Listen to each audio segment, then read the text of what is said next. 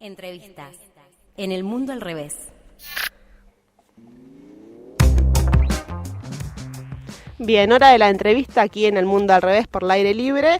El jueves pasado, nada más y nada menos, hubo un regreso muy esperado. Regresó la tradicional ronda de las madres y abuelas de la Plaza 25 de Mayo, que recordemos había sido suspendida por la pandemia, por el coronavirus, y fue una jornada muy emotiva, muy particular, porque se dio el primer encuentro, nada más y nada menos que de nietos y nietas de Rosario. Y para hablar sobre esto estamos en contacto con Lua Konechny, que es nieta de Alejandro Pastorini, un militante del socialismo revolucionario que fue detenido y desaparecido por la última dictadura y que estuvo presente en la jornada del jueves pasado. Hola Lua, te saluda Diana Maraciolo, ¿cómo estás?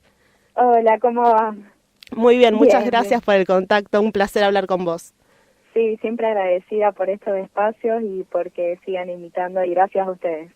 No, por favor, contanos, ¿cómo fue que surgió esta idea de agruparse entre nietos, nietas, nietes? Sí, bueno, la idea principalmente surgió a partir de los nietos y las nietas que nos conocemos de una militancia y también una historia compartida, que en realidad, es la historia de un país, eso siempre lo planteamos. Pero nos conocemos de lo que serían las marchas, de las reuniones de hijos, más que nada. Y de ahí, surge la idea de organizarnos como espacio de derechos humanos. Bien. Principalmente fue esto, es el comienzo. La idea fue convocar a justamente esta vuelta de la Ronda de las Madres, en las que se conmemoró a Lila y Mimi. Sí, hubo algo particular ahí, sí. Sí, hubo unas intervenciones artísticas. Pero justamente la idea fue convocar ahí porque uno de los pedidos de las madres y de las abuelas es justamente que no se deje de hacer la ronda, sí, y que se sigan levantando las banderas justamente de los 30.000. Entonces, nuestra respuesta fue empezar a organizarnos a partir de la ronda.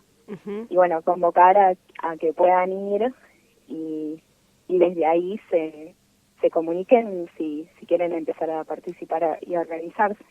Te quería preguntar también quiénes conforman ese espacio, ¿no? ¿Está abierto para que más jóvenes puedan sumarse? Contanos un poco cómo es eso. Sí, totalmente. La idea justamente es que pueda participar no solamente quienes tengan por ahí un familiar desaparecido o desaparecida, claro, o que haya estado detenido o detenida, sino que más bien pueda participar quien quiera acompañar esta lucha, quien quiera organizarse, quien quiera militar y quien crea que esta es la manera. Por ejemplo, yo tengo una amiga de toda mi infancia, de toda mi vida, que no tiene ningún familiar, por así decir, pero siempre estuvo en las marchas, y yo hasta relaciono las marchas y estar ahí presente con ella. Claro. Entonces a ella la pienso siempre como parte de nietos y de nietas. Sí, es parte, aunque no tenga esa particularidad que, por ejemplo, tenés vos que sos nieta de una persona desaparecida, ¿no? Sí. Por más que yo lo sienta un poco más personal, creo que es una lucha más que nada colectiva. Y está conmigo mi compañera Nayera Bonori, Lua, que también te quiere preguntar. Sí. Hola, Lua, ¿cómo estás? Hola, ¿cómo vas? También te queríamos consultar en relación a esto. Nombraste a tu abuelo. ¿Cuándo y cómo te enteraste que tu abuelo era un detenido desaparecido? Y eso fue más que nada un proceso, algo que tuvo que llevar mi mamá, ver de qué forma contarme desde que soy muy chiquita. Una de las anécdotas que ella siempre me cuenta, porque si bien desde muy chica ella me empezó a intentar decir lo que pasaba y por qué yo no tenía un abuelo y por qué por pensar distinto te puede faltar un familiar un domingo. Yo era muy chica, y si bien hay cosas que no me las acuerdo, mi mamá también me las reconstruye con recuerdos de ella y con fotos, porque la foto también es algo que reconstruye mucho. Y una de las anécdotas que siempre me cuenta es que un 24 de marzo, no recuerdo bien qué edad yo tenía, me dijo que íbamos a ir a una marcha, que iba a haber mucha gente y que íbamos a estar ahí por mi abuelo y por mucha gente más. Y cuando llegamos a la concentración para después marchar, yo lo que hago es preguntarle a mi mamá, che, ma, ¿y dónde está el abuelo? Y lo buscaba el abuelo ahí, a mi abuelo ahí en la concentración. Pero bueno, creo que es toda una construcción que tuvieron que dar más que nada los hijos y las hijas con los nietos, y poder contarles bien lo que pasaba, que creo que fue también una historia distinta a partir de lo que son los hijos y las hijas que bueno, fue distinto enterarse en ese momento porque era en plena dictadura y lo que se le decía a esos chicos y esas chicas era que no tenían que decir nada.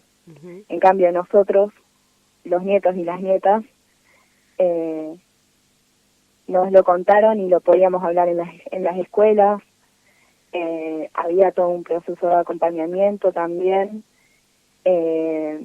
Se hablaba de estas cosas justamente en las escuelas, era como los derechos humanos se planteaban como muy importantes, ya a partir yo nací en el 2002 y lo que recuerdo de mi infancia es eso. Claro, tenés presente eso. Sí.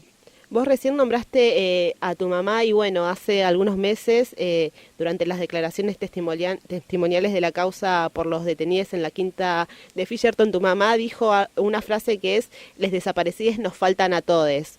¿A vos qué te genera esta frase? ¿Qué sentís cuando la escuchás? Que la creo que es así. Yo creo que, bueno, justamente los desaparecidos nos faltan a todos, porque bueno, es una historia de un país y es también una historia compartida. Si bien por ahí no desaparecieron a un familiar tuyo, también la dictadura vino con un montón de políticas económicas y también con un montón de políticas que afectaron a todo el pueblo argentino, de exclusión, de invisibilización, de clandestinidad, y eso creo que afecta a todo el pueblo argentino y me cuesta creer que no conozcas a nadie que haya sufrido lo que fue esas épocas oscuras de nuestra historia.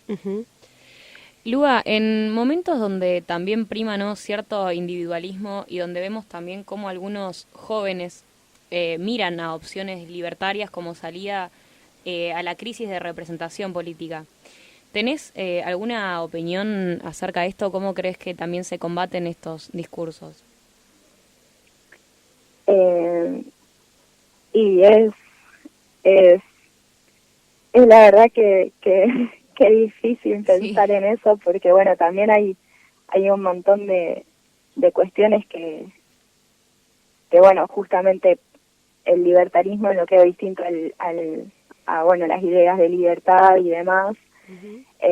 Entonces es como difícil pensarlo, pero bueno, me parece que es también una deuda, porque es una realidad que veo muchos jóvenes y mucho voto joven también que se va por ahí, pero bueno, es también la idea de seguir militando por un mundo mejor, y también la idea esta de la tercera generación, que justamente no levante solo lo que son las banderas de los 30.000, sino que también siga luchando por las problemáticas de hoy en día y por los derechos humanos y las violaciones a los derechos de hoy en día.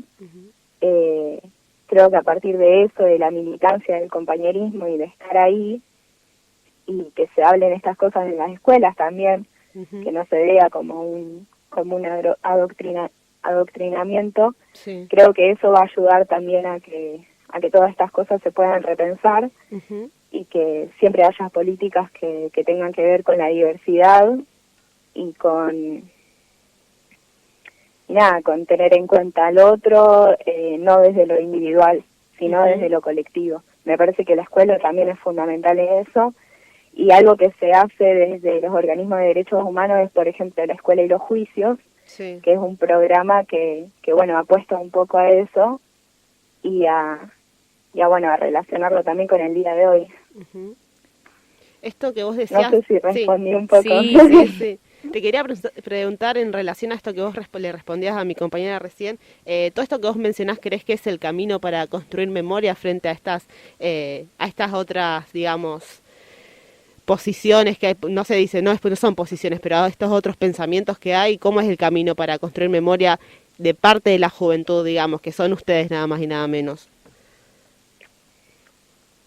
Sí, yo creo que construir memoria tiene que ver, porque esto por ahí es una frase muy hecha, pero un pueblo que no conoce su historia está condenado a repetirla. Uh-huh. Entonces creo que, bueno, luchar por la memoria, la verdad y la justicia tiene que ver.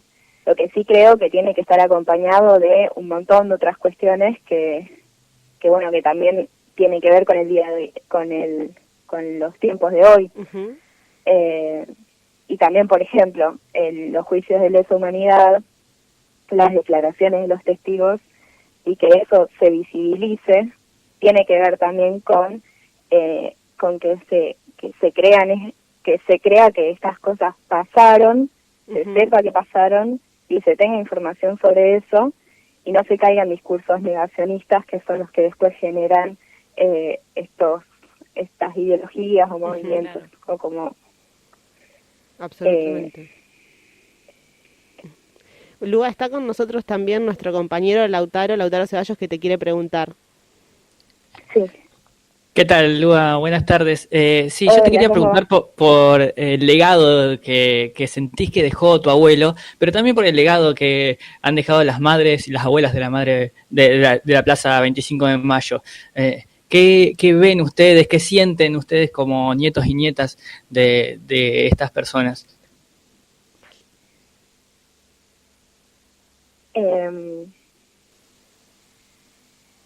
Bueno, yo creo que el legado que dejan las abuelas y las madres es justamente la importancia de lo que es militar y también la importancia de lo que es la militancia y bueno, lo que se va construyendo a partir de ahí.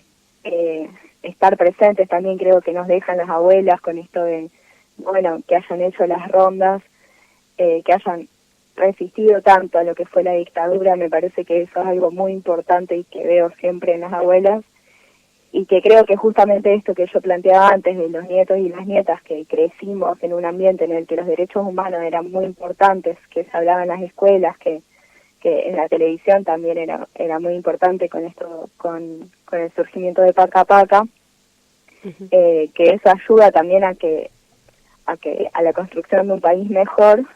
Creo que las abuelas nos dejan todo eso y nos dejan la idea de seguir pensando nuevas políticas y nuevas organizaciones para que eso se siga manteniendo, se siga construyendo por algo mejor.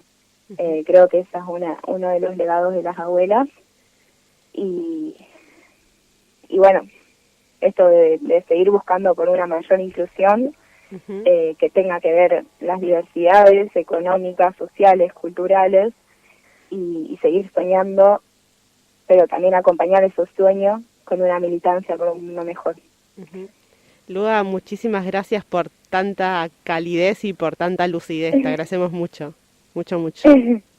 No, muchas gracias a ustedes, estoy siempre agradecida de que nos den estos espacios para poder hablar sobre lo que creemos. Siempre están disponibles los micrófonos, así que acá estamos. Muchas gracias, Lua. Bueno, muchas gracias a vos. Un abrazo grande. Chao. Sí. Ahí hablábamos con Lua Konechny, una de las nietas y nietos de Plaza 25 de Mayo, ¿no? Quédate ahí que ya seguimos haciendo el mundo al revés.